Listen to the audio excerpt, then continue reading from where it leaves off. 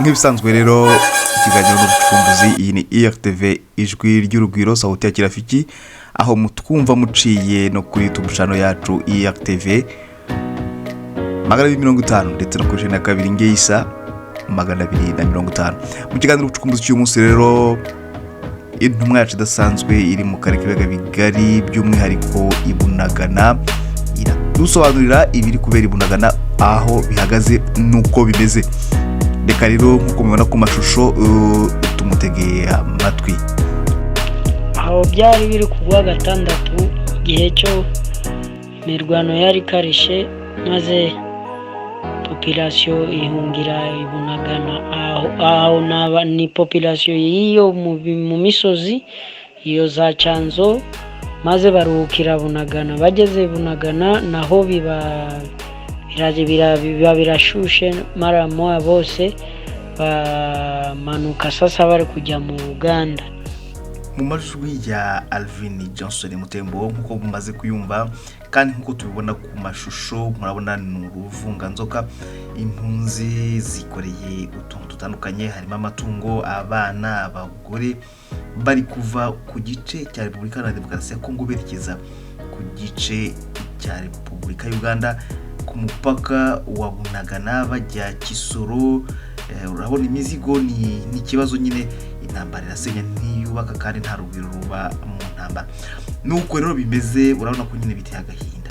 Dukomeze twumva uko yakomeje kudusobanurira uko yahuye n'abavaga za Bunagana n'abandi bajyagayo kandi tubibutse ko ibintu biri kugenda bisa nk'ibihindura isura hariya muri kariya karere. Murabona ko nyine guhunga kandi burya ngo umwanzi aragahunga. Dukomeze tugwize urugwiro. Iyi ni IRTV ijwi ry'urugwiro. Amashusho ngira ngo aragaragaza byinshi ariko nkuko Johnson Mutembo Alvin atubwira uko byari bimeze. Aho sasa ni mu Buganda.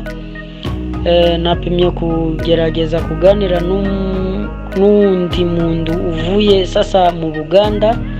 Harimo benshi buke bwejo barababajije mpe ko bari hano Gisoro kandi mu ngambi nimo bagomba kugenda maze barabafata bamwe barabafata abandi badashaka kuja mu ngambi bo baragaruka bamwe baja za Rucuro n'abandi baja za Goma.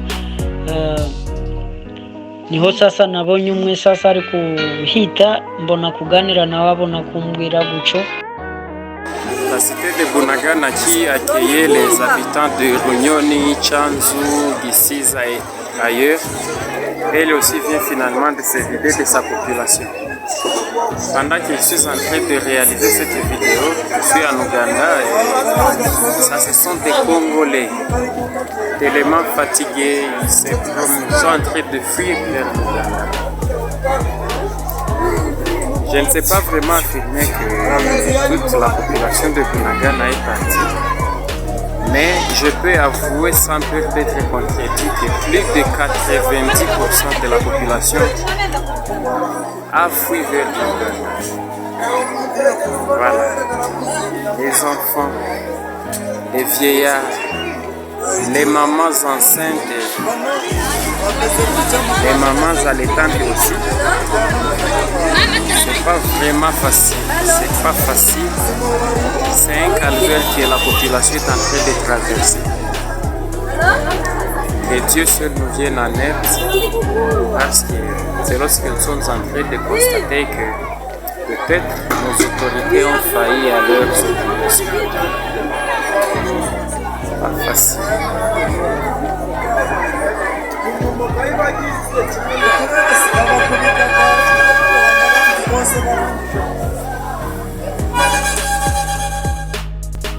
Reka ducumbikira ahangaha birababaje. Matera ku mugongo abandi birago amamoto yabuze ibiyatwara dore udushitingi dore abagore biteye imyenda rwose babuze iyo bava bakabura niyo bajya n'agahinda gakomeye. Tuzakomeza tubagezeho rero uko ibintu bigenda bitera intambwe byaba byiza se cyangwa byaba bibi. Iyi mwari muteze amatwi ni IRTV kuri YouTube channel, ukurikirana ukanze IRTV 250 cyangwa se ukumva radio ukanze /3 akadomo IRTV akadomo FM hamwe na Elvin Mutembo uri mu karere k'ibiyaga bigari. Nge nari Andre Isaka.